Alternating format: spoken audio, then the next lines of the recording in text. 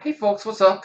I guess there wasn't any high-rated players playing right now because I'm paired pretty low here, considering my rating, of course. Um, oh, sorry, there's noise in the background. There we go, got rid of it. What do you do? This is the same opening as last game. I just wasted time closing a CNN page that was playing music. That is a weird move. Never seen it before. I don't even know what to do about this. All right. D5, usually when they go F3, D5 makes sense. Just typically. Hopefully it does in this case. Because the thing is, when they take with a pawn, I take with a pawn, and then I get an open... Just think about positionally. I get an open file for my rook on the E file, and his F pawn is no longer an F2 defending the pawn on E3. So I just get a nice open file. It turns out to be very useful. So in this type of position, when they go F3, D5 is generally good because of this exact thing, that I get this weakness on E3 when they take on D5. I hope that you enjoyed that little positional nugget of information. What do I do with my bishop? Well, at some point I can just take on C3 if needed. I just have to make sure B4 never wins. Bishop F5 is a pain in his butt too, and I could have done it last move. But I'll wait. He's playing some strange moves, honestly. He's playing very strange moves. I'm just gonna do this. I mean, he's playing strangely probably because his rating's a bit lower, so he just doesn't quite know the right things to do here. He can't move his knight because I take his bishop on D2, so I felt like this is a really nice move to make. I just go here. His knight is still pinned, so that's an interesting move.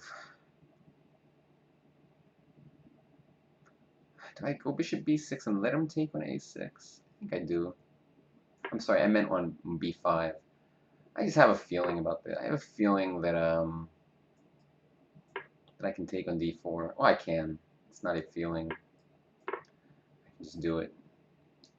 This was my plan because this king is like in a very awkward spot, right? On F2, it has no good squares. Well, that's an interesting move.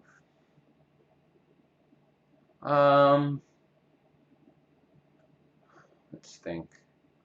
Knight C2 is playable. I'm just gonna do this. Seems good to me. If he takes my bishop, I'll just recapture it, man. And then I'll go for some kind of D4 or C3 type move. Like if rook E2, I think C3 is pretty strong. Followed by D4. I mean, he's probably going to go rook E2, right?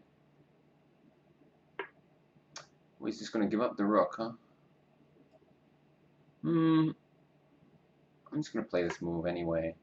I don't see the rush to take the rook. He has to move his bishop somewhere. If he moves it to C3, well, then I go rook takes E3. It's a nightmare. This is also a nightmare. Whatever. Sack the exchange, man. This has to be horrible for him. I feel like I should find some forced win, but I'm just going to be lazy. If H5, what does that do? I'm confused. Alright, I guess he wants to go rook H3. Okay, I win his queen, though, for H3. I'll just take the queen. Not feeling greedy. Resigns. Yeah, I mean, he played kind of strangely. And I don't know. Made the game kind of easy. There's a few good things I did. I mean, the idea of taking on D4 was nice. Like I saw it when I played this. When I played Bishop B6, I realized that I'm going to do this. And it looks kind of unpleasant for him. But yeah, his moves are very strange. I mean, the F3 is not a great move here. You know, you're supposed to just move your rook here, and maybe knight G3 or something, or bishop D2. But like I said, after F3, all these positions are decent. These make sense for black because the rook gets that beautiful target on E3, and you saw how it actually played out in the game. So knowing little positional ideas like this really helps because it just allows you to quickly make, you know, good decisions in blitz. So thanks for watching. See you all next time. Bye-bye.